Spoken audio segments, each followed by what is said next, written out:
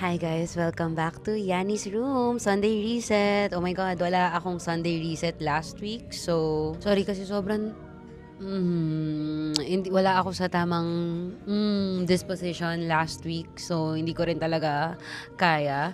So, sa pagkabuhay ni Jesus ay sasabayan ko siya. Mabubuhay din ako. Ngayon, nandito ako sa Cafe Serious Dan sa Mandaluyong. Ang ganda ng cafe. Ipapakita ko sa inyo. So, ito yung entrance. Sobrang vibe din ng music. May mga books. Actually, kumuha ako ng isang book to read. What lovely you. Oh! Cute. For sale ba? I'm not sure if for sale siya. May buong karwal. New space. Dito ako nakaupo.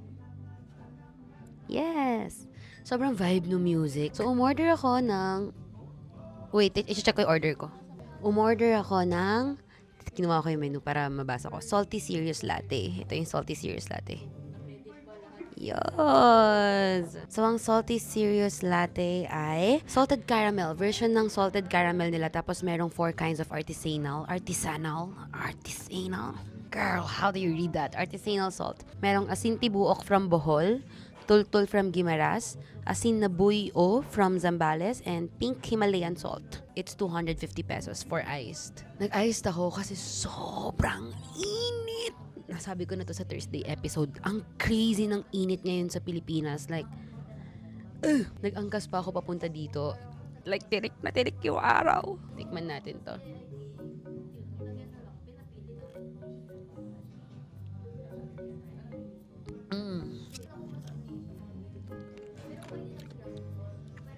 Wow. In-order ko siya kasi parang, alam mo, hindi ako mahilig sa caramel. Like, hindi ako, caramel macchiato, hindi ako ma-order ng caramel macchiato. Minsan kasi, I feel like, masyado matamis para sa akin yung caramel. Pero, hindi to masyadong matamis. Tapos, yung salt niya, it's giving, para kang nag-sea salt. Parang may sea salt na foam. Sarap! Actually, parang slay din siya na inumin through the glass. Kasi sayang yung salt na nasa glass eh. Dapat mag-i-Spanish latte nga ulit ako eh. Kaso, ano, sa Spanish latte na naman. Bawat Sunday, Spanish latte lang in-order. So, simulan natin ang Sunday Reset with an update. Ano nga ba nangyari this week? Uunahin ko ba yung sa akin or sa world? I guess sa akin na lang muna. Kasi kakabasa ko lang ng news kanina eh. So, parang baka hindi ko pa na-absorb. Pero, sa akin ay... Nagbakasyon ako. Naglaguna kami nila Noor sa Palayan Resort. Sobrang ganda sa Pagsanhan. Tapos nag-falls kami. Feeling ko it's a much needed getaway kasi parang ang tagal ko nang hindi lumalabas ng Metro Manila. Feeling ko. Like parang ang tagal na nung time na nagbakasyon ako. Hindi ko rin kasi hinahanap-hanap. So akala ko hindi ko siya kailangan. But turns out kailangan ko na. Okay, ano ba kayo? Beach person ba kayo? Or mountain person? Or what? Ako kasi, hindi ako beach person. As in, hindi ako katulad ng mga friends ko na parang isla. Like, living the island girl life, ganyan. As in, yung nag-yearn talaga para sa dagat. Pag napunta ako sa, like, beach, mas hinahanap ko yung community. So, I guess, kaya love na love. Hindi ko love na love, actually. Kaya, siguro gusto ko rin sa LU kasi may community around the beach. Oh my God! May space pa dun? Wait. Sorry, may nakita akong space. Akala ko kasi CR siya. Ah, okay. May open space. Shit! Lilipat ako dito. Akala ko kasi CR siya. Parang cute dun. Cute ng background. Magdilang anghel ka sana. No smoking sa area ko. Trees! Wow! Meron ding space dito. We're serious Dan, the past and future of culture is craft. Ang gando. Going back to what I was saying. Okay, pwede na ako magsalita kasi wala na yung music. Pero ang init dito, honestly, mas prefer ko sana sa loob kasi aircon. Pero, well, yung music nga. Kaya ako gusto yung LU kasi nga, there's a community around the beach. And dun sa community na yun ako nabubuhay, hindi talaga dagat yung habol ko. Though I love it. Hindi ako naaakit mag-swim, hindi ako naaakit mag-surf. Masaya tumambay sa tabi ng dagat. Kasi may mga friends ako talagang, like, gustong-gusto talaga nilang magdagat. As in, nahi-heal sila kapag nasa tabi sila ng dagat. And hindi ako ganun. If i-rate ko, like, mountain, or beach, or city, I guess number 1 ko ang city. Kung saan may community. Kailangan ko yung nakakapaglakad ako, may kape akong mapupuntahan, tas meron ding party, like, may culture, may arts, ayan. As in, I guess, yon city, sige, beach, beach, and then mountain. Dati mas sinasabi ko mas mountain than beach. Kaso, honestly, parang hindi. Like, oh my God, nung pumunta kami sa Laguna, nitong week na to, nag-hike kami onte. Kasi pumunta kami dun sa Hulugan Falls. Hulugan Falls yun. Yeah, sa Hulugan Falls. Tapos yung daan papuntang Hulugan Falls ay like, onting hike. As in mga 20 to 25 minutes. Tapos hindi talaga siya hike. Kasi di ba pag hike, like yun sa mountain, as in yung gets nyo yun? Ito kasi like, wala naman ako sinabi, tapos tatanong ko kayo, gets nyo yun? Hindi, ito kasing, daanan is may hagdan. So, puro siya hagdan, pababa and paakyat. Hike pa rin naman siya. Pero yun nga, ginawan na kasi ng residents doon ng hagdan. Hindi siya katulad nung like yung bundok na merong trail, tapos gaganyan kayo yung aakyat ganyan. Hindi siya katulad ng ganun. But still, hike siya. Tapos, ako na, kasi nag-dance class ako before kami pumunta doon. Tapos namamaga pa talaga yung legs ko. Like, ramdam ko yung sore yung mga muscles ko. So, oh my God, nag-hike kami. Pababa, pataas.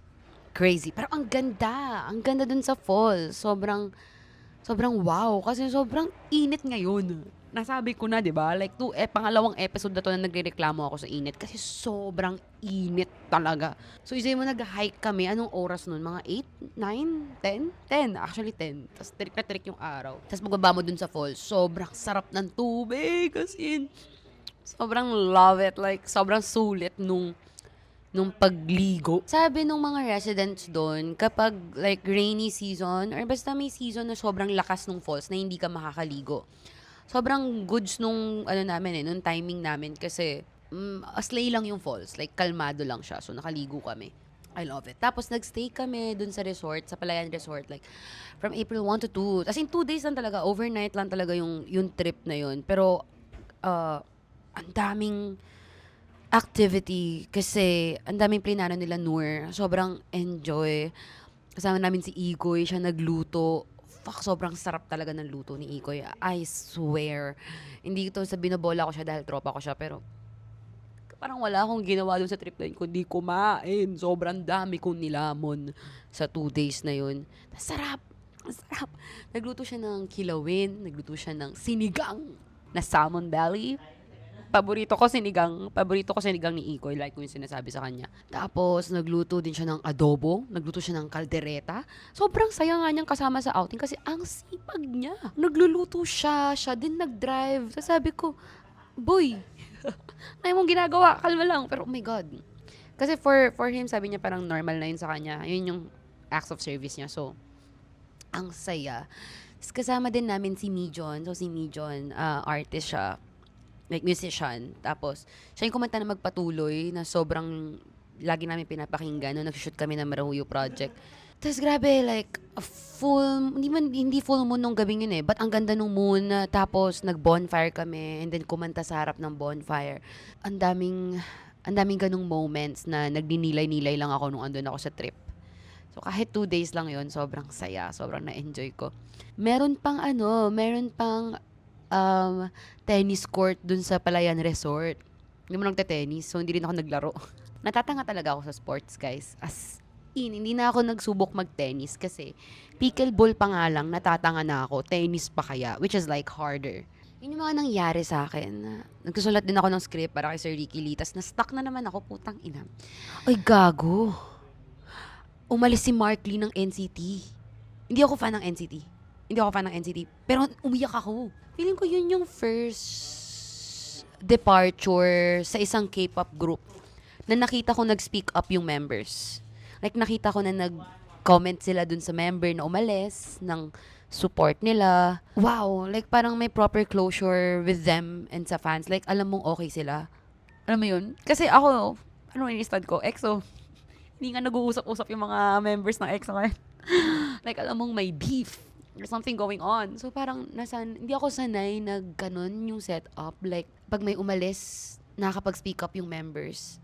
And feeling ko sobrang na-touch ako dun sa nangyari dun kay Mark. Kasi totoo naman na sobrang nag-work hard si Mark. Grabe, 3 units ng NCT present siya. Tapos, may nabasa akong tweet eh. It's like SpongeBob leaving Krusty Krab. Kasi ganun siya like, prominent sa NCT. Tapos siya yung umalis. God, napapanood ko kasi mga clips, yung iyak ni Jisung. Even yung letter ni Jisung ng NCT. Sabi niya na nung una, naka-feel siya ng resentment. But, if you love a person, you want them to stay. But also, like, loving them means letting them go. Sabi niya yun sa letter niya. Tapos umiyak ako. Naiyak ako. Kasi wow. I can't imagine. Parang ilang years sila magkakasama. 10 years. 10 years sila magkakasama. Right? Nasubaybayan ko na nilabas yung SM Rookies. As in yung pictures nila Mark, nila Jisung. Sila yung mga first Sila yung magkakasama. Sila Jeno. So, to see na ganito yung nangyayari. Kahit hindi ako part ng fandom. Nakaka-touch. Naiyak ako. And I feel like it's very interesting to talk about fandoms. Siguro sa isang episode magagawa ko siya. Kasi yung attachment and yung journey na pinagdadaanan mo with an idol, it's crazy.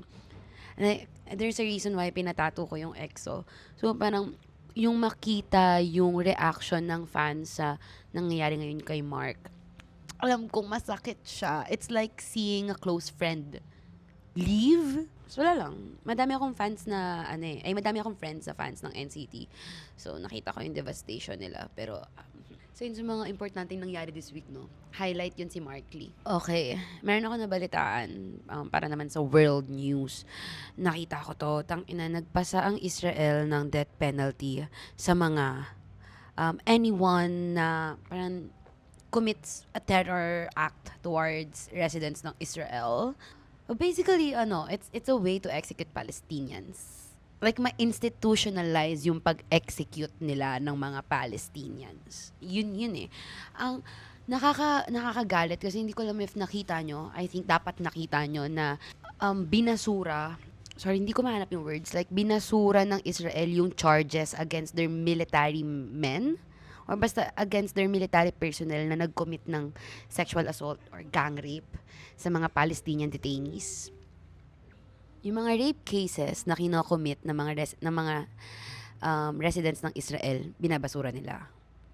Pero yung mga acts of defense, in pakatag quotations, yung mga acts ng Palestinians na for sure to defend their lands and to defend their humanity, to defend their lives, kinicriminalize ng Israel. Like, unhinged talaga. Sobrang halang ng bituka. Ano bang pinaglalaban? Like, promised land? Seryoso ba? Hindi ko ma-imagine na gagamitin ko yung words ng Bible or kung sino mang sinasamba nila. Sabi nila, no, kasi this land is promised to us. Sabi yan sa Bible and such. Like, words yon ni Lord. Gagamitin nyo as an excuse to kill a whole race. Tapos nag-wage pa sila ng war sa Iran, right? Tangina, kabila ang crimes against humanity. Anong ginagawa ng Israel-US? And why is no one stopping them? Hindi nyo na kasi pwedeng sabihin na parang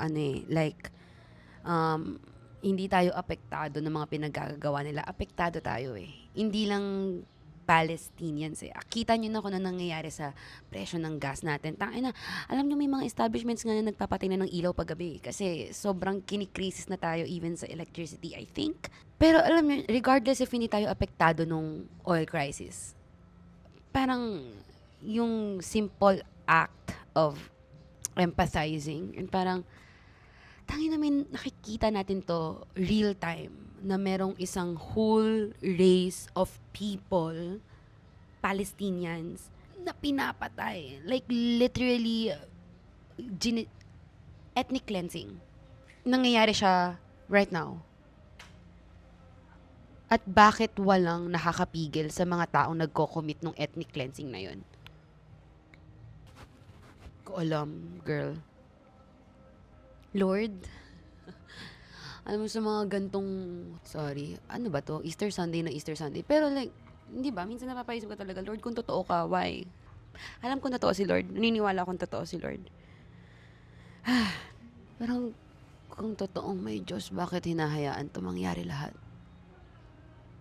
Girl, what the fuck? Bakit ko yun iniisip? Okay, so yun yung nabalitaan ko sa nangyayari sa Palestine and sa Israel. Okay, so paano na naman ako mag-move niyan sa next na part ng ng Sunday Reset? Ang weird. Alam nyo, ito yung nangyayari sa mundo right now. Like, sobrang lala nung nangyayari around us. Tapos, you are forced to, like, live your life. Like, nothing's happening. Parang, okay, saan kayang cafe ako pupunta today? Parang, medyo nakaka-ano siya. Nakaka-desensitize, in a way. Movie recommendation. May movie recommendation ako for this week kasi nanood ako ng ilang pelikula this week. Ang dami ko napanood na pelikula this week. Mayroon akong goal na this year gusto ko maka 100 films. Ang i-recommend ko na film this week ay The Edge of 17. The Edge of 17 or Edge of 17.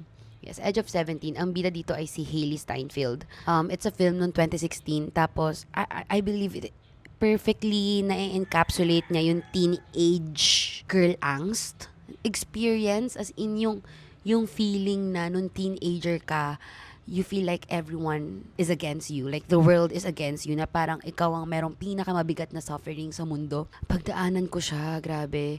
Hindi ko alam if limited lang yun sa teenage girls eh. But it's so real. Yung teenage girl angst, yung maging against ka sa mga adults around you kasi feeling mo hindi ka nila iniintindi. Yung magalit ka sa sarili mo, na hindi mo maintindihan yung sarili mo. Like, you feel na you are so unlovable and you don't like yourself that much. Yung ganong feeling.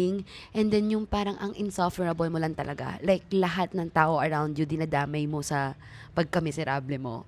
Sobrang teenage girl angst nung experience na yun. And nakuha yun nung movie. Sobrang umiyak ako. Basta may part doon na bigla talagang bumuhos yung iyak ko. Kasi may resolution din dun sa film eh. Like, dun sa film, makikita mo rin yung exact moment kung kailan nag-slip away yung angst na yun. Parang lumabas si Hailee, si Nadine yung name nung character niya. Parang lumabas si Nadine dun sa bubble niya na siya lang yung nagsasuffer and actually see the people around her.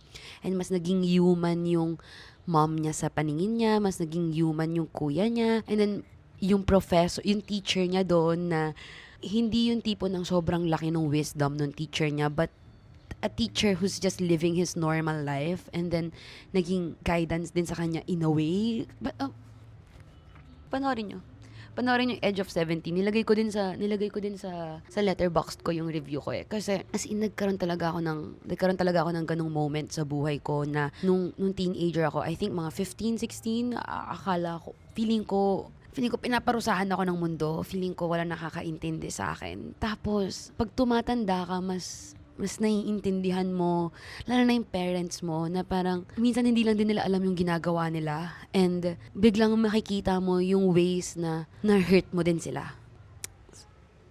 I love it. So, yun. Panoorin niyo yung Edge of 17. Nasa Netflix siya. Sa Netflix ko siya napanood. Mantra of the Week. Feeling ko nasabi ko na lahat ng mantra ko sa Sunday Resets. Wait, I'm thinking. Maybe. Okay, sige. Huwag mag-dwell sa guilt and misery. I think. Feeling ko, hindi naman na ako nagdadwell sa misery the way na I did nung teenager ako. Kasi iba talaga ang teenage angst eh. Pero, I think yung learning na yon is something na kaya pa rin nating i-apply right now. Ako din kasi kakagaling ko lang sa week na grabe yung shame at guilt ko. As in na-paralyze ako. Kasi sobra akong nagdedwell sa mga pinaggagawa ko sa buhay. Ngayon siguro na mas nakaka-alpas-alpas na ako from that shame. like, fine, it will pass. Kung ano man nagawa mo last week, or like kung ano man mga nagawa mo sa buhay mo before, coming to terms with it. If meron kayong people na nasaktan before at kaya nyong mag-make ng closure with them, mag-apologize sa kanila, go for it. Or if merong basta mga bagay lang na hinahunt kayo from the past, tas hindi na mapabalikan yung person or whatever, edi just make peace with it on your own. Ba't parang ang bigat nun? Ewan ko. Baka lang kasi meron kayong mga ganun for the past few weeks. So I think this week is about letting the shame and misery go. Letting shame and misery go. Yeah. Yes, wag nating ikulong ang sarili natin sa mga choices na ginawa natin at a time na engot tayo. Let's improve and let's live life. Yun lang. At magbaon kayo ng fan kasi sobrang init. Takina. Kaya ayoko na magpahaba ng buhok kasi ang kapal ng buhok ko. Tingnan nyo, init na ako kahit ganito lang kaikli yung buhok ko. Yun lang. Thank you so much for watching this episode. See you this Thursday. Bye-bye.